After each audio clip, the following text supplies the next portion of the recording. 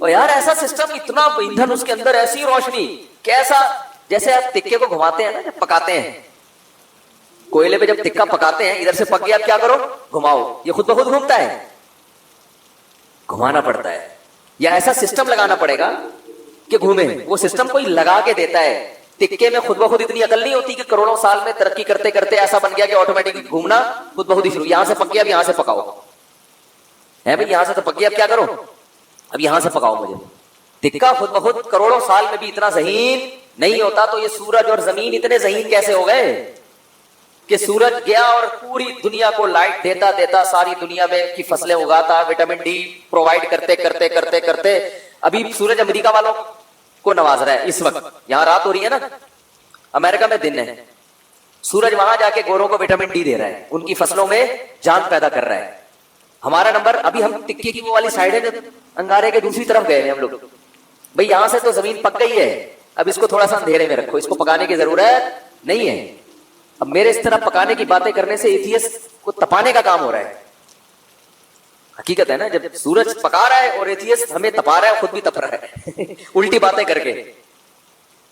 تو یہ بھائی کیسا خوبصورت نظام ہے یار. سورج کا جو طلوع ہے نا، خدا کی قسم یہ اللہ کی بہت بڑی نشانی ہے. لاکھوں کروڑوں سال ہو گئے سورج کی حرکت میں کوئی تبدیلی نہیں ہو رہی. کتنا بڑا آگ کا ایندھن ہے، آگ کا ایندھن زمین سے لاکھوں گنا بڑا. اتنی آگ، اتنا ایندھن کہاں سے آ گیا؟ اسٹیل مل میں جو ایندھن جس سے لوہا پگھلایا جاتا ہے، یہ آٹومیٹکلی پیدا ہو گیا، یہ اس کو پیدا کیا گیا ہے، یہ تو ڈالا جاتا ہے نا اس میں بھٹیوں کو جلانے کے لیے. سورج میں کہاں سے آ گیا؟ اتنی آگ برسا رہا ہے، اور ایسی لائٹ ہے اس کی کہ آپ جب سورج کی روشنی ہوتی ہے، آپ کے ہزار وولٹ کے بلب فیل ہو جاتے ہیں، پتہ ہی نہیں چل رہا ہوتا کہ جل رہے ہیں کہ بجھ رہے ہیں. تو کیا تناتا ہوا شان کے ساتھ مشرق سے نکلتا ہے. تو اللہ نے کہا ابھی نکلنے سے پہلے پوری دنیا کا نظام چونکہ چینج ہو رہا ہے، اندھیروں سے ڈوب کے تم روشنیوں کی طرف آ رہے ہو. تو جو ملحد ہوگا، جو خدا کا انکار کرنے والا ہے، اسے اس سے کوئی غرض نہیں ہے کہ اللہ نے مجھے دوبارہ زندگی دی، دوبارہ سورج میری خدمت کے لیے طلوع ہو رہا ہے اور اس زمین کا نظام دوبارہ سے کیا ہو رہا ہے، چینج ہو رہا ہے. وہ تو پڑا وقت خواب خرگوش کے مزے لیتا رہے گا. کافر خدا کو یاد نہیں کرے گا، اور جو خدا کو مانتے ہیں، جو مشرک ہیں، وہ مندروں میں جا کے بتوں کے سامنے جھکیں گے، حالانکہ وہ تو خود پیدا کیے ہوئے ہیں ان بتوں کو اللہ نے. تبھی قرآن کہہ رہا ہے لا تسجدوا للشمس ولا للقمر، سورج اور چاند کی خدمت کو دیکھ کے ان کو سجدہ مت کرو. واسجدوا للہ الذی خلقہن، سجدے کے لائق وہ خدا ہے جس نے سورج اور چاند کو بنایا ہے. ہندو کہتا ہے گائے ہماری بڑی خدمت کرتی ہے، گائے ہماری ماں ہے، ہمارا بھگوان ہے. او بھائی، جس خدا نے گائے کو تمہاری خدمت کے لیے بنایا ہے، وہ ہے تمہارا اصل بھگوان، وہ ہے تمہارا اصل معبود. یہ گائے بنی نہیں ہے، بنائی گئی ہے. ایک میکینک نے گاڑی بنا کے آپ کو گفٹ دے دی، گاڑی کا شکریہ ادا کر رہے ہو آپ، ہیں؟ بے وقوفی ہے یا نہیں ہے؟ ایک سائنٹسٹ نے گاڑی بنائی اور آپ کو دے دی، لو بھائی چلاؤ. ریوو بنائی، ریوو اس لیے کہہ رہا ہوں کہ مثال تو اچھی دینا آتی. میں نے کہا ہے نا کہ دیکھو بعض لوگ جو غریب ہونا تو کوئی برائی ہے نہیں، ہمارے نبی صلی اللہ علیہ وسلم دنیا کے مسکین تھے. سوچ کا غریب ہونا کیا ہے؟ نقصان. اس لیے میں انڈے والے برگر کی مثال نہیں دیتا، مثال ہمیشہ زنگر برگر کی ہوگی. کیا کھاؤ بے شک انڈے والا برگر، جیب میں دیکھو پیسے ہیں تو انڈے والا کھا لو، زنگر کہتے ہیں، لیکن مثال ہمیشہ کس کی دو؟ زنگر کی. تو مثال اچھی گاڑی کی دینی چاہیے. اور اس میں ایک اور حکمت بھی ہے جو کبھی اور کسی اور وقت بتائیں گے انشاءاللہ.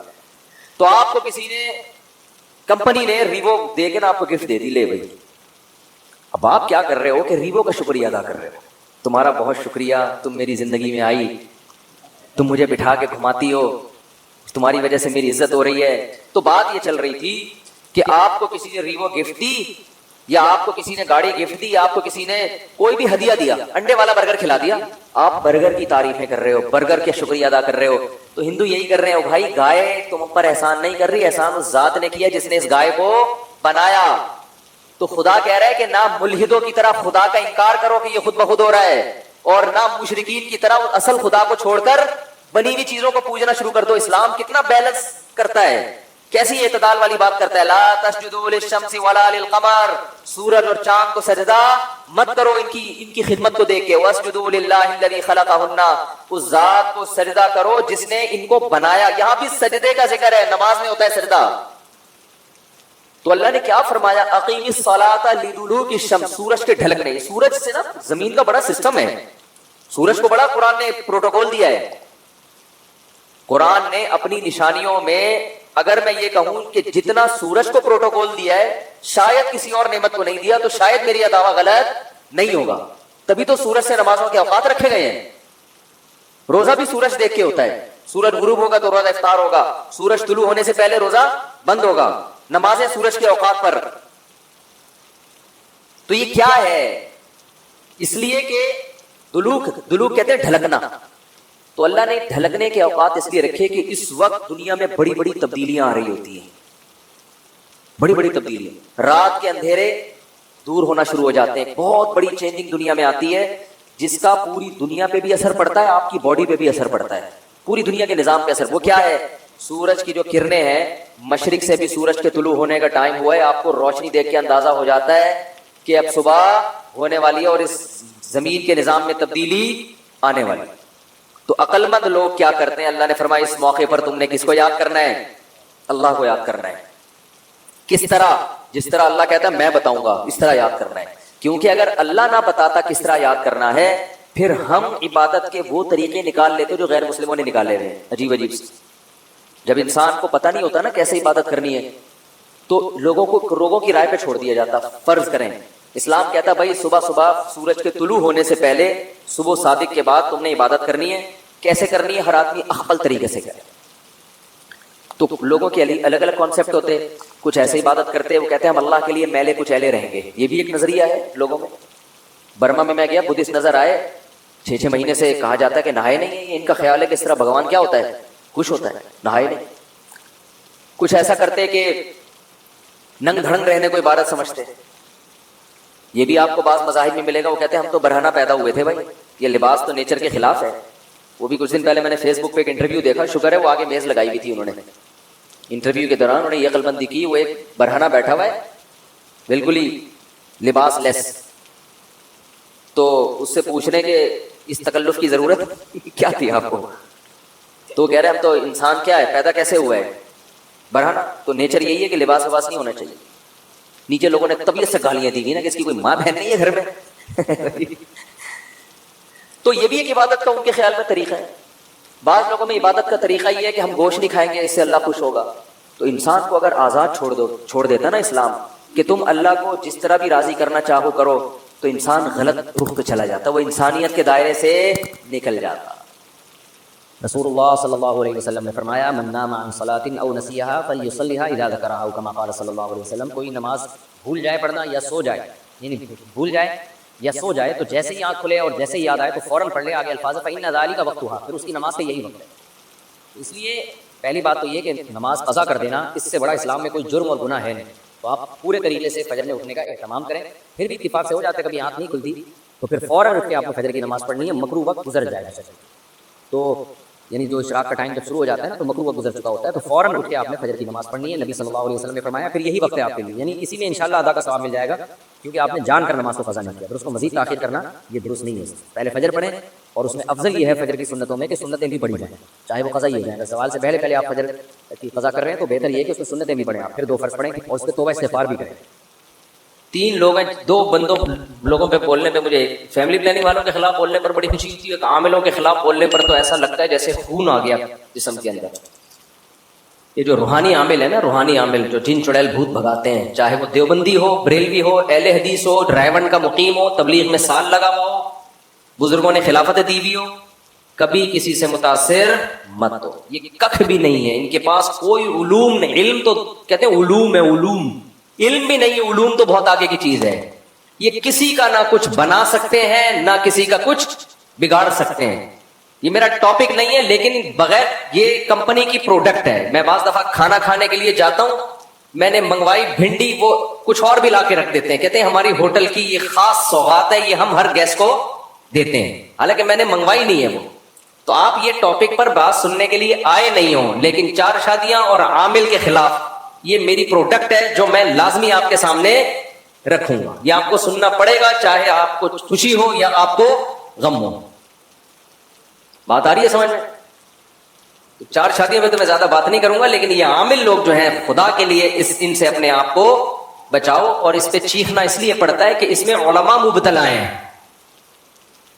علماء جب کسی چیز میں آ جائے نا تو پھر لوگوں کے دماغ سے اس کی عقیدت نکالنا بہت مشکل ہے. اور علماء بھی برحق علماء، وہ علماء جن کو ہم فالو کرتے ہیں، ان کا دماغ ان لوگوں نے خراب کر دیا ہے. عاملوں نے ان کو بیوقوف بنایا ان لوگوں نے. علماء جب باتیں کر رہے ہوتے ہیں نا، نہیں بھائی علوم، حضرت پہنچے ہوئے علوم ہے علوم، بہت افسوس ہوتا ہے کہ آپ اتنے بڑے بزرگ ہو، اتنے بڑے مفتی ہو، آپ کے دماغ کو کیا ہو گیا؟ ہر بڑے عالم کے ساتھ پھلترو کی طرح کوئی عامل گھوم رہا ہوگا کہ حضرت کو نظر لگی ہے، یہ نظر اتارنے والا ہے. ہر بڑے بزرگ کو نظر لگ رہی ہے. آج کل مارکیٹ میں فالج ہو رہا ہے تو جادو چل رہا ہے ان کے اوپر، فلانے نے کچھ کر دیا. 2-3 بڑے بڑے بزرگ تھے، ان کے ساتھ 2 عامل پھلترو کی طرح ہر وقت چپکے رہتے تھے، یہ ان پر دم کرتے ہیں. میں نے کہا ان کو بھگاؤ، یہ کروڑوں روپے کما رہا ہے آپ کے نام کے، پھلترو کو نکالو یہاں سے. تو ایک میرے ساتھ عزم کرو. میں نے ابھی بیعت کرنا شروع نہیں کیا، لیکن جب میں بیعت کروں گا نا تو جو بھی میرے ہاتھ پہ بیعت ہوگا میں اس کو یہ بولوں گا کہ مجھ سے وعدہ کرو کہ اپنی نسلوں کو روحانی عملیات سے بچاؤ گے، نسلوں کو، ورنہ میں بیعت ہی نہیں کروں گا. چاہے جن آئے نہ آئے، بھوت آئے چڑیل آئے، عامل کے پاس بولو نہیں جانا. کوئی تعویذ نہیں، کوئی روحانی، سب ڈرامے بازی ہے. تعویذ کے جواز کا میں قائل ہوں، لیکن چھوڑ دو جواز، عدم جواز کی جو جائز تعویذ ہے اس کے جواز کا میں قائل ہوں، لیکن اس بحث میں نہیں پڑھو. پوری زندگیاں برباد ہو جاتی ہیں. فلانے نے کر دیا، فلانے نے کچھ کر دیا، ڈمکانے نے کچھ کر دیا، فلانے نے جٹھانی نے ساس پہ کر دیا، ساس نے بہو پہ کر دیا، بہو نے سوکن نے ایک سوکن پہ کر دیا. آپ بڑے بڑے مدرسوں میں جاؤ گے نا اپنے گھر کے جھگڑے لے کر، وہاں کوئی نہ کوئی بیٹھا ہوا ہوگا روحانی، وہ بتائے گا آپ کی، میں نکالے گا، بولے گا اصل میں آپ کی جٹھانی نہیں، آپ کے اسلام کہہ رہے ہیں رشتوں کو جوڑو، اور آپ جٹھانی پہ بلی ڈال کے، وہ پہلے ہی دونوں توے پہ بیٹھے ہوئے ہوتے ہیں. جٹھانی اور جٹھانی کا اپوزٹ کیا ہوتا ہے بھائی؟ جو بھی ہوتی ہے خاتون، اس کی جو جٹھانی اور وہ خود، وہ دونوں ایسے ہوتے ہیں ہر وقت جیسے گرم توے پہ پہلے لڑنے کے لیے تیار ہے. جب آپ نے کہہ دیا کہ اس نے کچھ کیا ہے تو بس اب قیامت تک نہ ختم ہونے والا سلسلہ شروع. اس لیے اس شہر سے نکلو. انگریز نے ترقی کیوں کی ہے؟ وہ اسباب کو دیکھتا ہے. اسباب پیدا کس نے کیے ہیں؟ اللہ نے. لہذا اسباب کو دیکھنا یہ شریعت کے خلاف نہیں ہے. جو کام اللہ نے جس چیز کا رکھا ہے وہ تو اللہ نے رکھا ہے نا. دیکھو ایک آدمی کیا کرتا ہے، بھوک لگتی ہے روٹی کھاتا ہے. اب کوئی اس سے کہے کہ بھوک لگ رہی ہے روٹی کھا رہا ہے کیوں؟ کہہ رہے بھائی سبب یہ ہے، سائنٹیفک لاجک ہے، جب بھوک لگے گی تو روٹی سے پیٹ بھرے گا. سارے سائنسدان اس پر متفق ہیں. کوئی کہے تو سائنس کو مانتا ہے؟ ہم تو صرف قرآن و سنت کو مانتے ہیں بھائی، ہم سائنس کو لفٹ نہیں کراتے. یہ مذہب کے نام پہ حماقت اور بے وقوفی کی بات ہوگی کہ نہیں ہوگی؟ تو بھائی مذہب نے کب کہا ہے کہ یہاں سائنس غلط ہے؟ بھائی یہ اسباب کس نے پیدا کیے ہیں؟ اللہ نے پیدا کیا. صرف ابراہیم علیہ السلام واحد تھے جن کو آگ میں ڈالا گیا نہیں جلے، ورنہ دنیا میں کوئی بھی آگ میں جائے گا تو کیا ہوگا؟ جلے گا. وہ کوئی کہے عیسیٰ علیہ السلام بغیر باپ کے پیدا ہو گئے، لہذا میں وداؤٹ میرج میں بھی چاہتا ہوں میرے یہاں بچہ پیدا ہو جائے. اب لوگ کہہ رہے ہیں بھائی سائنٹیفکلی یہ ممکن نہیں ہے. وہ کہے عیسیٰ علیہ السلام کے کیسے ہو گیا، حضرت مریم کے کیسے ہو گیا وداؤٹ ہسبینڈ؟ اسے کہا جائے گا بھائی وہ اللہ کی ایک قدرت کی نشانی تھی، وہ اللاجیکل کام تھا جو اللہ نے کر کے اپنی قدرت ظاہر کر دی. لیکن اللہ کی عادت کیا ہے کہ جو کام ہوتا ہے وہ اسباب کے تحت ہوتا ہے. اب ہوتا یہ ہے کہ گھروں میں جب لڑائیاں ہوتی ہیں تو جب بھی کام ہو رہا ہے نا تو اس کے پیچھے کوئی نہ کوئی سبب ہے، یہ ذہن میں رکھو. ایسا ہوتا نہیں. نیوٹن کیا بول کے گیا تھا؟ غلط بولا تھا نیوٹن نے. نیوٹن کہہ کے گیا تھا کہ جو چیز رکی ہوئی ہے قیامت تک رکی رہے گی، جب تک اس کو حرکت دینے کا کوئی سبب نہ ہو. حرکت ایک کام ہے نا، تو جب تک کوئی محرک نہیں ہوگا وہ حرکت میں نہیں آئے گی. اور جو چیز چل رہی ہے وہ رکے گی نہیں جب تک کوئی روکنے والی شے نہ ہو. اگر آپ یہ جن چڑیل بھوت کے چکروں میں پڑتے ہو نا تو آپ ایک نیا لا بناؤ. پھر پہلے میں نیوٹن کو تھوڑا سا ایکسپلین کر دوں.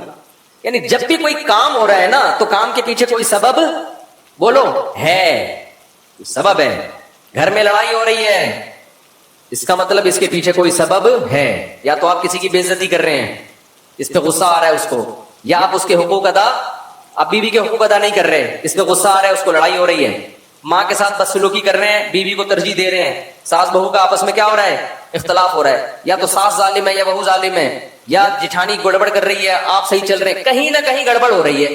اب گورے کے ساتھ جب گڑبڑ ہوتی ہے تو گورا اس کی لاجک تلاش کرتا ہے, سبب تلاش کرتا ہے. سارے ماہرین مل کے بیٹھ جاتے ہیں کہ ہم افغانستان میں پٹے کیوں, وہ غور کرتے ہیں اس پہ, وہ جنات پہ نہیں ڈال دیتے ہیں. کبھی امریکن آرمی کا بیان آیا کہ ہم 40-42 ملک لے کے افغانستان میں اترے تھے, ایکچولی وہاں پہ جنات تھے جس کی وجہ سے ہم جیت نہیں سکے. کبھی ایسا کوئی پھینکی انہوں نے؟ بولو نا کیا ہو گیا بھائی. ان کے ہاں اگر یہ روحانی ڈرامے باز ہوتے, کہتے بھائی وہ اصل میں تمہاری طاقت تو بہت ہے لیکن وہاں جنات ہیں, جنات سے کون لڑ سکتا ہے. وہ عمل ہم پر فرانس نے جادو کیا ہوا ہے. اصل میں امریکن پہ کس نے جادو کر دیا تھا؟ فرانس پہ. فرانسیسیوں پہ جادو کیا جاپان نے, جاپان پہ جادو کیا سوئٹزرلینڈ نے. آپ کہہ سکتے ہو سوئٹزرلینڈ کیسے جادو کرے گا, جب جٹھانی کر سکتی ہے تو سوئٹزرلینڈ کی طاقت جٹھانی سے زیادہ ہے یا نہیں ہے؟ کیا خیال ہے بھائی؟ وہ تو سارے جتنے بھی عامل ہیں ان کو سوئٹزرلینڈ کا صرف وزٹنگ ویزا بھی دے دینا تو سارے عامل اس کے کہنے پر جادو شروع کر دیں گے. نکالو اپنے آپ کو اس ٹینشن سے, مصیبت سے. تو وہ غلطی دوبارہ نہیں دہراتے جو غلطی ان سے ایک بار ہو چکی ہے. گورا نہیں دہرائے گا اس غلطی کو. ہم بار بار اس غلطی کو ریپیٹ کرتے ہیں, بار بار اس غلطی کو ریپیٹ کرتے ہیں, اور جب ناکامیوں کا منہ دیکھتے ہیں تو روحانی ڈرامے باز ہمیں کہتا ہے اصل میں تم پر کسی نے کچھ کر دیا ہے. پھر نکلنا بھی شروع ہو جاتی ہیں چیزیں, وہاں سے فلیتا نکلا, وہاں سے پلیتا نکلا, وہاں سے کسی کے ناخن نکلے. مجھے لوگ لا کے دکھا, میں کچرے میں ڈال, میرے گھر سے بھی تعویذ نکلتے ہیں, میں کچرے میں پھینک دیتا ہوں. کوئی آ جاتا ہے چپکے سے کچھ رکھ کے چلا جاتا ہے, ذرا بھی متاثر, میں کہتا ہوں تو نے جو رکھنا ہے بولو, رکھ دے بھائی, کچھ بھی نہیں ہونے والا انشاءاللہ. تو اس شہر سے نکلو, سمجھ رہے ہو, بہت مشکل ہے نکالنا. کیوں؟ اور میں آپ کے سامنے اتنے کانفیڈنٹلی بات کرتا ہوں, میں علماء کے سامنے نہیں کرتا, کیونکہ مجھے آگے سے مخالفت کا سامنا کرنا پڑتا ہے. وہ کہتے ہیں آپ تو علماء کے سامنے کون اونچی آواز سے بات کر رہے ہیں. میں کہتا ہوں عوام کو سمجھاؤ بھائی. ہم, آپ کہہ سکتے ہو مفتی صاحب آپ کا علم کیا علماء سے بھی زیادہ ہے, آپ ان سے بھی 2 ہاتھ آگے نکل گئے. قطعاً نہیں. ہم یہ کہتے ہیں یہ علم ہی نہیں ہے, تو زیادہ کم کی کیا, علماء کا علم ہم سے دین کے علم میں زیادہ ہے. ہم جتنے ہمارے اکابر ہیں, بزرگان دین ہیں, دین کی جہاں بات آئے گی ہم سرنڈر کر دیں گے. میڈیکل کی سائنس کی بات آئے گی تو ڈاکٹر کو مانیں گے یا علماء کو مانیں گے؟ ڈاکٹر کو مانیں گے. اب ڈاکٹر کہہ رہے ہیں یہ دانت نکلوا دو, حضرت جی بزرگ کہہ رہے ہیں نہیں نکلواؤ, بھائی میں کس کی مانوں گا؟ اب کوئی کہ یار آپ علماء سے آگے نکل رہے ہو, بھائی میڈیکل سائنس میں تو میڈیکل سائنس کے علماء کی رائے کا اعتبار ہوگا, شریعت میں کس کی بات کا اعتبار ہوگا؟ تو یہ جو روحانی ڈرامے بازی ہے یہ شریعت کا علم بولو نہیں ہے یہ. اور یاد رکھو آپ جتنے ہو نا ٹوٹل اتنے ہی ہو, آپ کے ساتھ کوئی ہمزاد, کوئی موکل نہیں ہے. یہ کہہ رہے ہو تمہارے, تم ہو ایک تمہارا ہمزاد ہے. ایک منطقی گیا اپنے گاؤں میں, لوگوں نے پوچھا تم کیا پڑھ کر آئے؟ وہ منطق پڑھی اس نے. بولا بھائی کیا پڑھا ہے تو نے اتنے سالوں میں؟ کہہ رہا منطق پڑھی ہے. کہہ رہا بتا تو صحیح. اس نے کہا صبح ناشتے میں بتاؤں گا. تو ناشتے میں اس کی اماں نے 2 بوائل انڈے بنائے, ایک ابا کے لیے اور ایک بیٹے کے لیے. تو بیٹے نے کہا ابا یہ انڈے حقیقت میں تو 2 ہیں لیکن تصور کی دنیا میں یہ 3 ہیں. ایک یہ انڈا, ایک یہ انڈا, اور ایک ان دونوں کا مجموعہ. وہ ایک الگ اس کی تصور ہے نا, ایک یہ انڈا اور ایک یہ انڈا, یہ انفرادی حیثیت ہے, اور ایک ان کی مجموعی حیثیت سے وہ کیا ہے؟ دونوں کا مجموعہ. وہ ایک الگ چیز ہے. ابا نے 2 انڈے کھائے, بولے مجموعہ تو کھا لے, بیٹھ. مجموعہ کون کھائے گا؟ تو کھا جا.